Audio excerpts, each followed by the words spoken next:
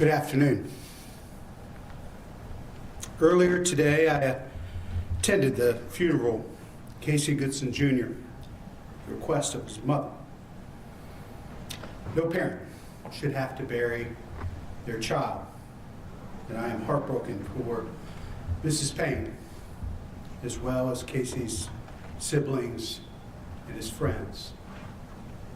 Yesterday, the city had to inform the daughter of Andre Hill that her father had been killed at the hands of law enforcement, just like Casey.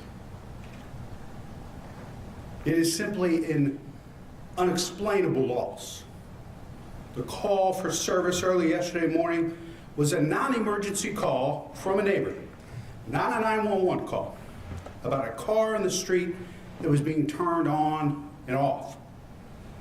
Mr. Hill was known to the residents of the home where his car was parked on the street, and he was an expected guest. He was not an intruder. Earlier today, we released the body-worn camera footage from Adam Coy, the officer involved in the shooting. As I said yesterday, Officer Coy did not turn on his body-worn camera until after the shooting. The function of the camera provides us with a 60-second look back that captures the shooting, but without audio. We can see Mr. Hill coming out of the garage of the home with one hand raised with his cell phone and the other not visible. We cannot hear the verbal exchange between Officer Coy and Mr. Hill. We can see Mr. Hill be shot and fall to the ground. I said yesterday that I'm outraged by the shooting. I'm also very disturbed by what I don't see next in the body-worn camera footage. From what we can see, none of the officers initially at the scene provide medical assistance to Mr. Hill. No compression on the wounds to stop the bleeding. No attempts at CPR. Not even a hand on the shoulder and an encouraging word that medics were en route. It is an officer's duty to not only summon a medic, but to render aid. Columbus Division of Police's core values are integrity, compassion, accountability, respect, and excellence. From the body-worn camera footage we've seen, these values were absent and not on display while Mr. Hill lay dying. Yesterday, I called on Chief Quinlan to relieve Coy of duty, stripping him of his badge, gun, and police powers. After further review of the incident, today, I am calling for the immediate termination of Coy. I will let Safety Director Pettus explain the process. Director.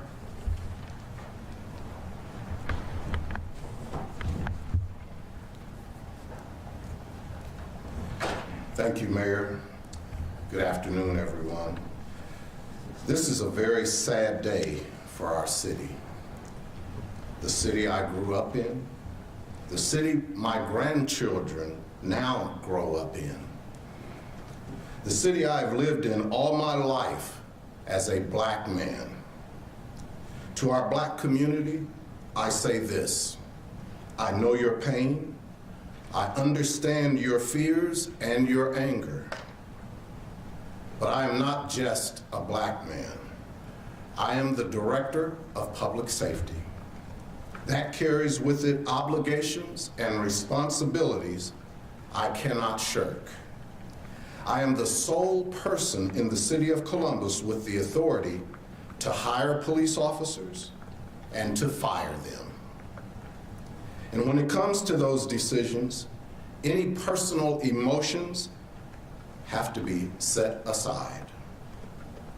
The process of public employee discipline is dictated by both the United States Constitution and the collective bargaining agreement, in this case, with the FOP. Public employees are entitled to due process. In a case such as this, the police chief is required to serve an officer with a list of charges against him or her. That employee will have a hearing before the public safety director. My commitment, my legal obligation is to conduct a fair, impartial hearing, and that is what I intend to do. Thank you, Mayor.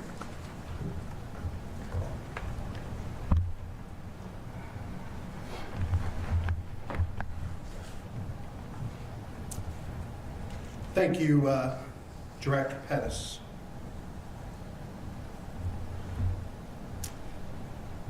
I want to be clear that calling for Coy's termination is not prejudging him for the shooting. That investigation is being handled by BCI. I expect a full accounting of the evidence, truth to be sought, and justice to be served. However, Coy failed on two directives: not turning on the body-worn camera and failing to offer aid after the shooting. We give our officers great power, powers that no one else in our society had.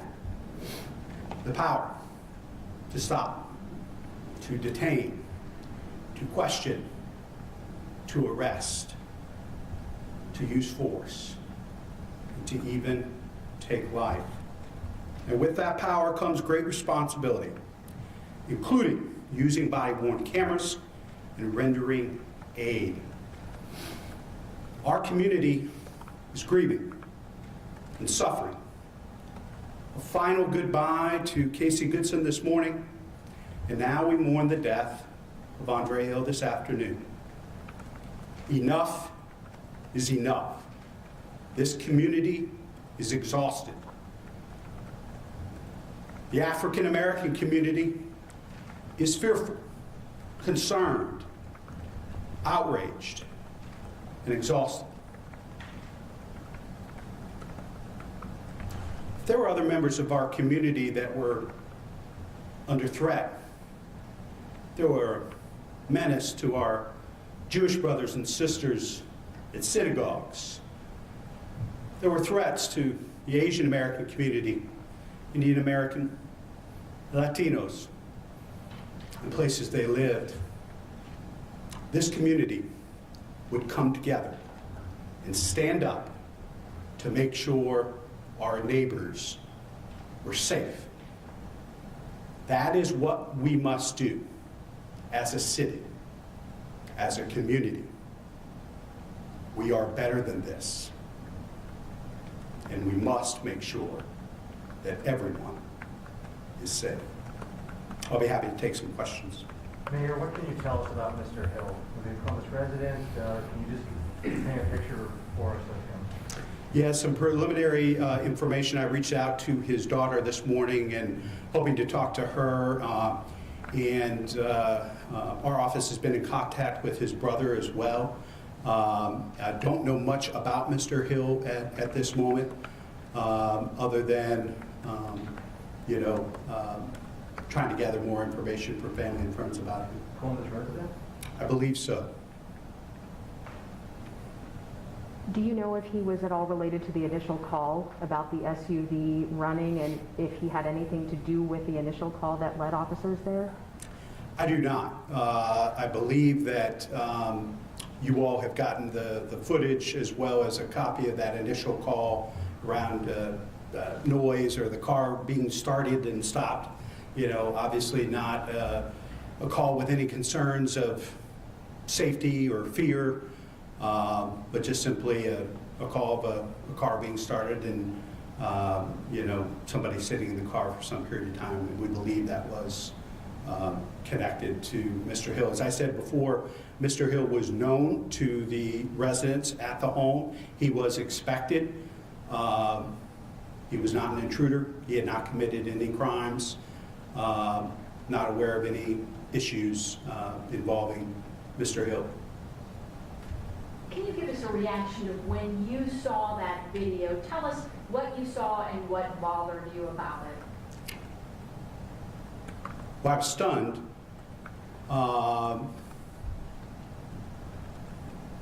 And heartbroken when I saw the shooting of this man, of our neighbor.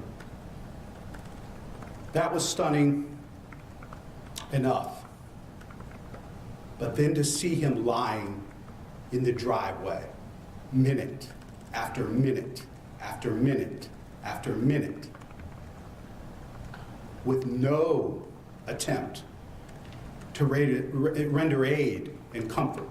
To be honest with you, I had never seen body-worn camera footage like that, where literally no attempts to revive and aid this man, who had committed no crime, was dying. That is a stunning disregard for life, and in this case, black life, that is unacceptable in this community.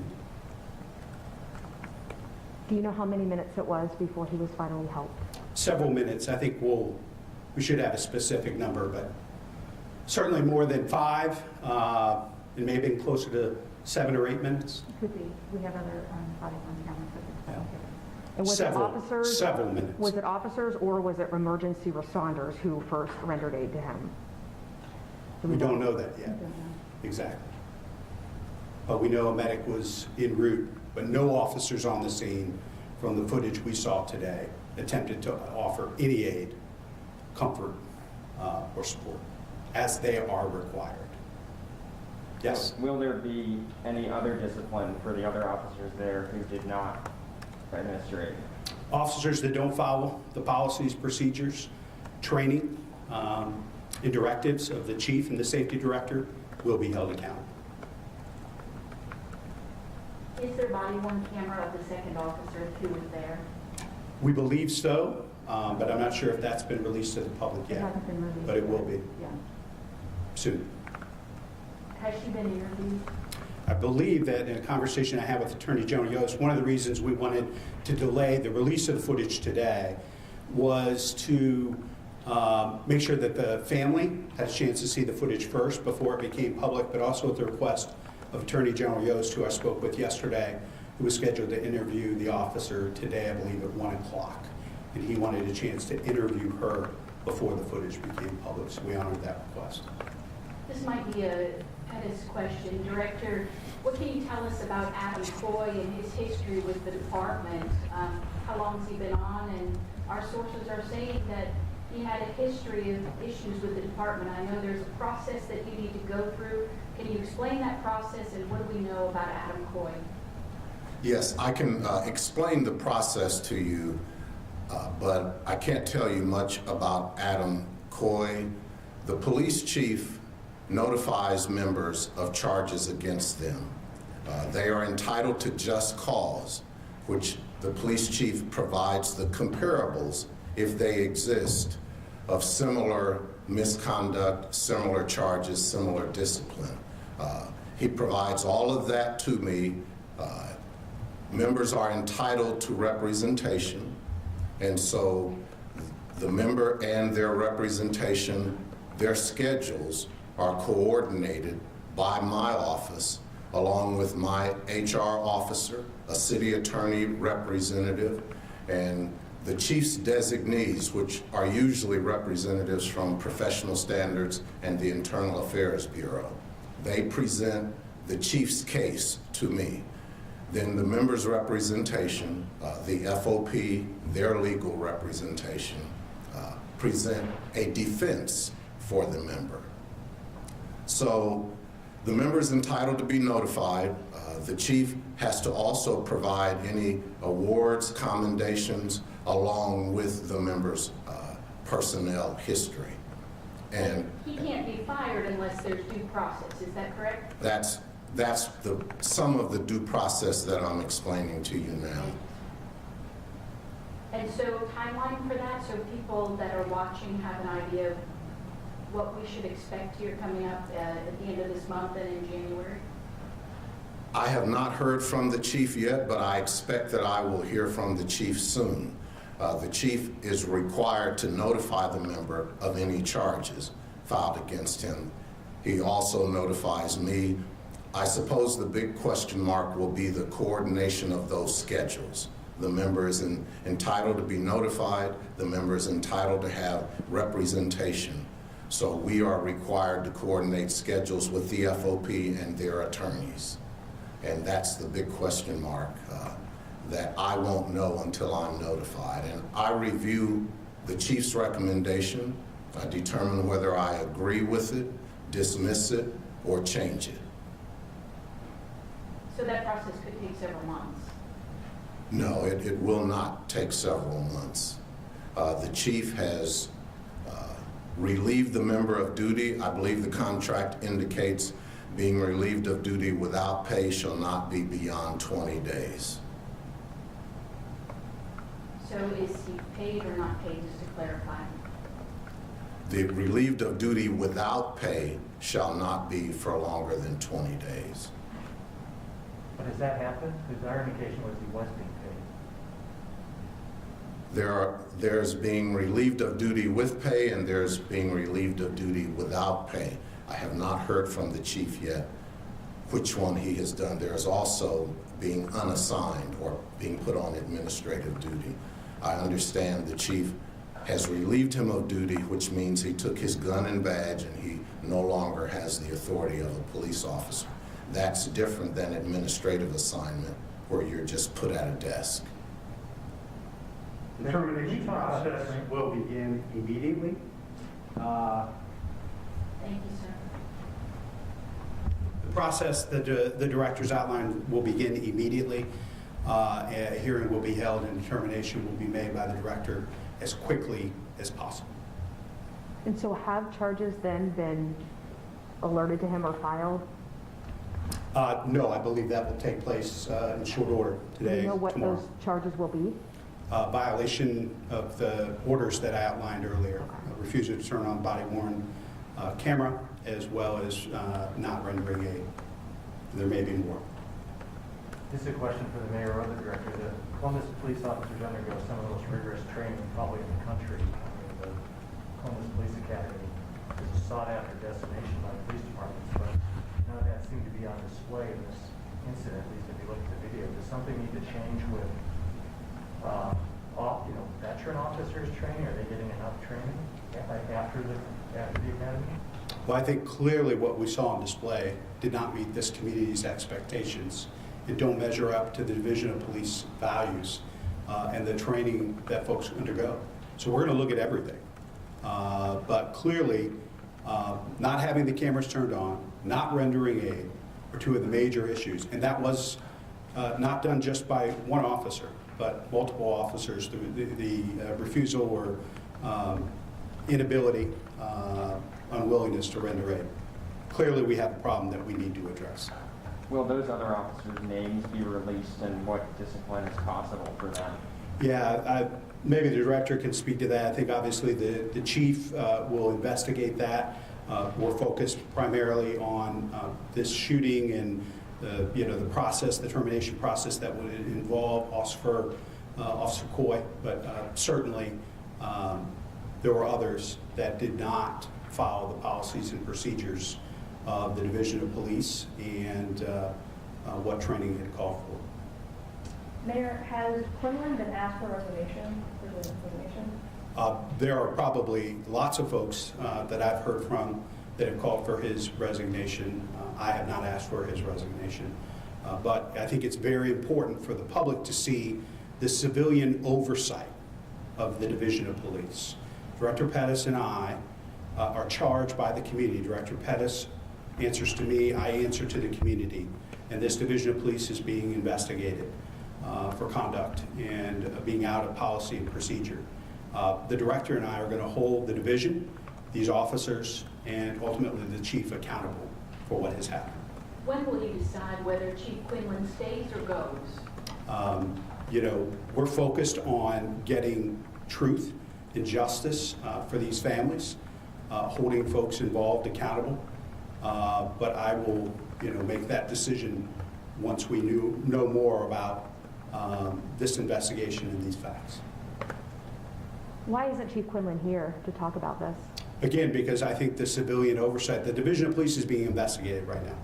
and the members of that division are being investigated. And I think it's critically important for the community to see the civilian oversight that takes an oath to provide that oversight and accountability to the Division of Police. And so Director Pettus and I are charged with that, and that is exactly what we intend to do. So did he want to be here and talk, but your office is saying you guys as the civilian oversight should be speaking? We are the civilian oversight on behalf of the public, and we will continue to hold this division accountable on behalf of the public. We're seeing tension in the community and on the street. What can you as mayor tell those people in our community who are concerned about what they're seeing? You know, right now, 17 police-involved shootings this year in Columbus, BCI investigating 8 of those. What do you have to say to those people who want to hear from you as you lead this city during this tumultuous time? Obviously, want these investigations to take place. There has to be a commitment to independence and accountability. The community has not always seen that with law enforcement in the past. I think it's important for us to remind folks all the reforms that have already been made. The fact that we did have body-worn cameras on our officers, their refusal to turn them on was a violation of policy and procedure, and we're holding folks accountable for that. We are setting up, as you know, a civilian review board, and folks can apply to be part of that civilian review board through January 15th. That board will be seated, and they will hire an inspector general that will have independent investigations over police misconduct in the future. So we're committed to the truth, wherever the truth takes us, and justice to hold folks accountable. And so I would ask them to continue to demonstrate restraint, patience, and peace. But you can't have peace without justice. And it's incredibly important that we're focused on that as peace. Mayor, is there any indication that officers in general, though, aren't activating their body-worn cameras? Is this a one-off? I don't believe we have seen an overwhelming amount of evidence where officers are not turning on their body-worn cameras. This was a situation that was different. I mean, it was a noise complaint, you know, an unusual car. And so the fact we went from a noise complaint to a police-involved shooting based on what we saw in the footage is pretty and highly unusual. And so I don't believe that there's any systemic effort to not turn on body-worn cameras. And I think it's critically important that we continue to hold people accountable that don't. Because the people, the community expects those cameras to be on. They invested over $5 million of their taxpayer dollars into that accountability and oversight. It is unacceptable for officers to not have their body-worn cameras on. And as you know, this year, we expanded that to our SWAT officers as well. What does division policy call for in that situation with non-emergency call? It did happen very quickly. Does the division require, I mean, was that officer required to have his body camera activated? Yeah, once it went just for a call for service for a noise dispute, there was an engagement with an individual.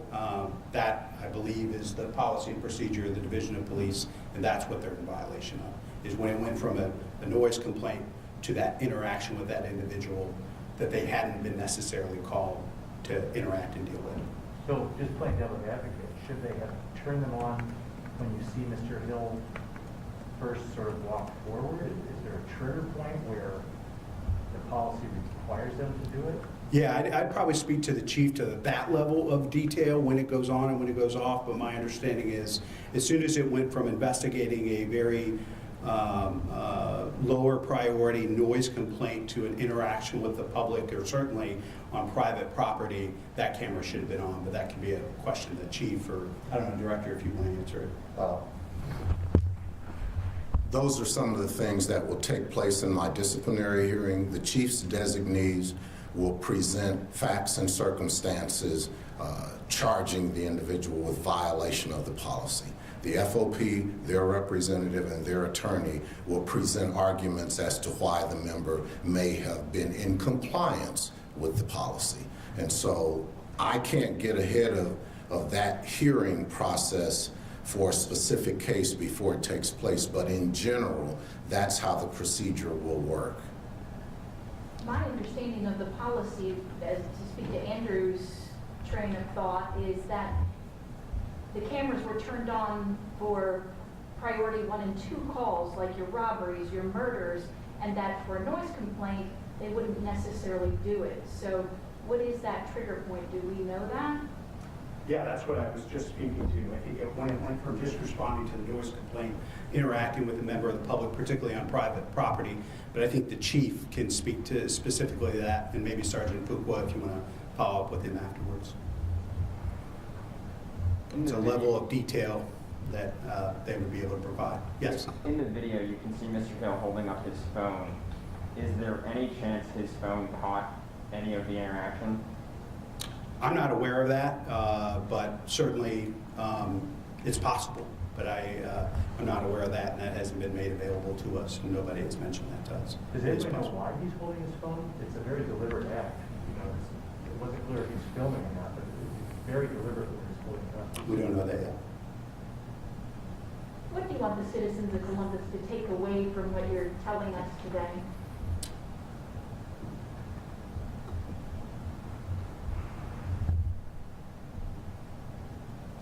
There are members of our community that are living in great fear right now. We've had 2 police-involved shootings, one involving the Sheriff's Department, one the Division of Police, where black men have died at the hands of law enforcement. At least at this point, for no reason. There were no crimes being conducted. There was no call for service. There was no imminent threat. So there are members of our community that are living in fear. They're frustrated, they're exhausted, they're angry, they're demanding justice. And so to those, we owe comfort, reassurance, acknowledgement that what we have seen is wrong and unacceptable in this community, and that we stand with them to follow truth wherever it takes us and demand that justice is served. Mayor, do you think officers knew he was a black man and therefore shot him? I don't know that yet. I haven't spoken to the officers, but I'll tell you this. I thought about this morning.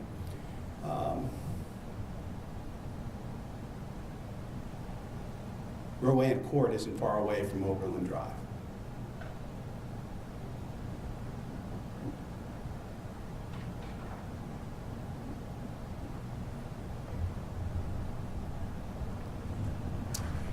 And my father or brother were walking out of my garage,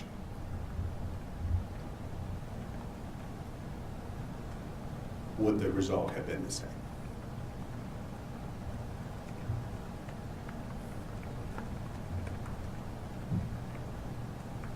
Thanks, everybody. Thank you, sir. Thank you, Director.